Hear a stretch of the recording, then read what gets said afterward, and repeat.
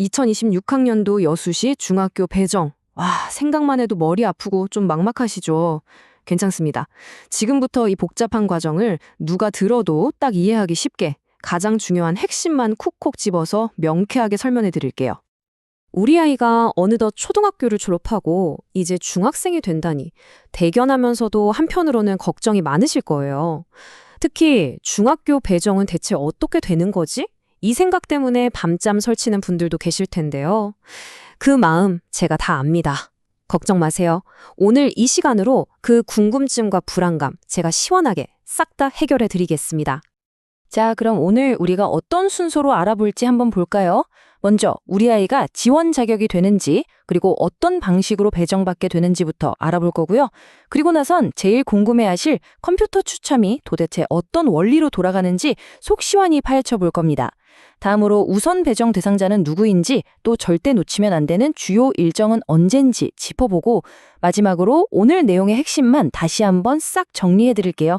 이 순서대로만 따라오시면 어느새 전문가가 되어 있으실 겁니다. 네, 그럼 첫 번째 순서입니다. 바로 지원 자격과 두 가지 배정 방식인데요. 모든 첫 단추가 중요하잖아요. 우리 아이가 일단 지원 자격이 되는지, 그리고 어떤 큰 갈림길에 서게 되는지부터 확실하게 짚고 넘어가겠습니다. 자, 지원 자격 아주 간단합니다. 기본적으로 2025년에 여수시에 있는 초등학교를 졸업할 예정인 학생이라면 누구나 해당되고요. 혹시 예전에 졸업은 했는데 아직 중학교 배정을 못 받았거나 아니면 다른 지역에서 학교를 다녔지만 지금은 온 가족이 여수에 살고 있다 하는 학생도 지원할 수 있습니다. 검정고시 합격자도 당연히 포함되고요. 여기서 정말 중요한 기본 원칙이 하나 있습니다. 뭐냐면요. 우리 아이가 다니는 초등학교가 어디에 있느냐, 그 소재지에 따라서 배정 방식이 아예 결정된다는 겁니다. 두 가지 방식 중에 딱 하나에만 속하게 되는 거라 뭐 여기도 지원하고 저기도 지원하고 이런 건 절대 불가능해요. 그러니까 가장 먼저 뭘 해야 할까요? 네, 맞습니다. 우리 아이 학교가 어느 방식에 해당하는지부터 확인하는 게 첫걸음입니다. 그럼 그 두 가지 방식, 학교군이랑 중학군은 뭐가 다른 걸까요? 간단해요.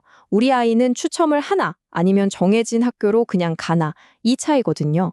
화면을 보시면 바로 이해가 되실 겁니다. 왼쪽의 학교군은 여러 중학교를 하나의 그룹으로 묶어놓은 거예요. 그래서 희망순위를 쭉 적어서 내면 컴퓨터가 추첨으로 정해주죠. 여수 시내에 사는 대부분의 학생들이 바로 여기에 해당합니다. 반면에 오른쪽 중학군은요, 특정 중학교가 딱 하나로 정해져 있는 지역이에요. 그래서 추첨이고 뭐고 없이 그냥 그 지정된 학교로 자동 배정되는 방식입니다. 간단하죠? 자, 이제 두 번째 섹션입니다. 아마 많은 분들이 가장 궁금해하고 또 제일 걱정하는 부분이 바로 이 컴퓨터 추첨 방식일 텐데요. 이거 완전 깜깜이 아니야 싶으셨죠? 지금부터 이 추첨 시스템의 비밀을 제가 하나하나 알기 쉽게 벗겨드리겠습니다. 화면에 커다랗게 숫자 9가 보이죠? 이게 뭘 의미할까요? 바로 여수 도심 지역, 그러니까 제1학교군 학생들이 원서에 써내야 하는 희망학교의 개수입니다. 1지망부터 9지망까지 지원 가능한 9개 학교의 순위를 하나도 빼놓지 않고 전부 다 기재해야 한다는 뜻이에요. 자, 아무개라는 가상의 학생을 따라서 추첨 과정을 한번 시뮬레이션 해볼게요. 일단 우선 배정 대상 학생들이 1지망 학교에 먼저 자리를 잡습니다.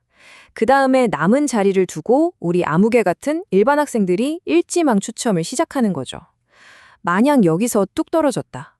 그럼 이제 2지망 학교 추첨으로 넘어갑니다. 근데 여기서 진짜 중요한 포인트가 있어요.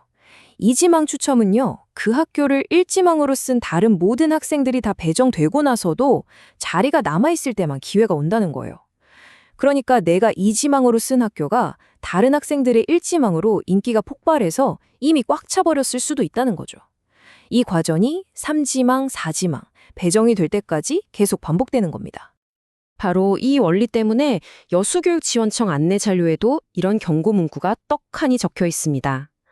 1지망부터 3지망까지 전부 다 인기 학교, 경쟁 치열한 학교만 쭉 쓸 경우 오히려 훨씬 낮은 순위의 학교로 배정될 확률이 매우 높다. 이게 무슨 말이겠어요? 소위 말하는 인기 학교만 고집하는 상향 지원 전략은 오히려 생각지도 못했던 후순위 학교로 밀려날 수 있다는 강력한 경고인 셈이죠. 지망 순위를 정할 때 이 점을 반드시 꼭 고려하셔야 합니다. 자, 그럼 아까 잠깐 이야기 나왔던 일반 추천보다 한 발 앞서서 배정받는 우선 배정 대상자. 과연 어떤 학생들이 해당될까요? 혹시 우리 아이도 여기에 포함되는 건 아닌지 그 특별한 자격 조건들을 지금부터 하나하나 꼼꼼하게 살펴보겠습니다. 우선 배정 대상은 보시는 것처럼 꽤 다양합니다. 대표적으로 3자녀 이상인 다자녀 가정의 아이들, 국가유공자 자녀, 신체장애를 가진 학생들이 있고요. 그 외에도 위원회 심사를 거친 체육특기자나 특수교육 대상자, 또 위탁가정처럼 특별한 보호가 필요한 아동도 해당됩니다. 그리고 같은 해에 지원하는 쌍둥이나 형제자매는 같은 학교로 보내달라고 요청할 수도 있고요. 물론 이 모든 항목은 우리 아이가 해당돼요 말로만 되는 게 아니라 그걸 증명할 수 있는 서류를 반드시 제출해야 합니다. 특히 다자녀 가정의 학부모님이라면 이건 꼭 아셔야 합니다. 이 도넛 차트를 보시면요. 우선 배정 혜택을 받을 수 있는 인원이 각 중학교 신입생 정원의 30%로 딱 정해져 있다는 걸 알 수 있어요. 만약에 1지망 학교에 다자녀 우선 배정을 신청한 학생이 이 30%를 넘어버리면요. 그럼 그 학생들끼리 또 추첨을 합니다. 여기서 떨어진 학생들은 자동으로 다음 2지망 학교로 넘어가서 거기서 우선 배정 기회를 다시 노리게 되는 거죠. 그러니까 다자녀 가정이라고 해서 무조건 1지망에 배정되는 건 아니라는 점, 이걸 꼭 기억해 두셔야 합니다. 자, 4번째 순서입니다. 이제 가장 실용적인 정보죠. 주요 일정과 다음 단계입니다. 지금 바로 스마트폰 달력 앱을 켜시거나 아니면 책상 위 달력에 동그라미 칠 준비를 하셔야 합니다. 깜빡하고 놓치면 정말 큰일 나는 핵심 마감일들이니까 꼭 집중해서 들어주세요.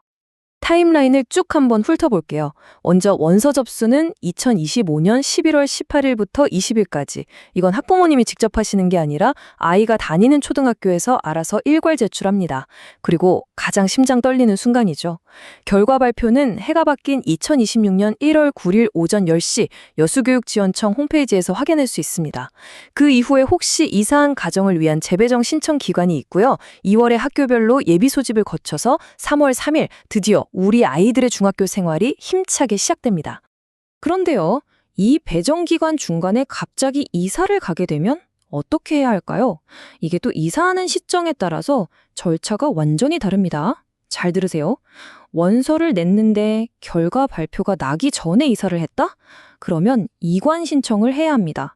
12월 24일까지 이사간 지역의 학교로 내 원서를 옮겨달라고 요청하는 거죠.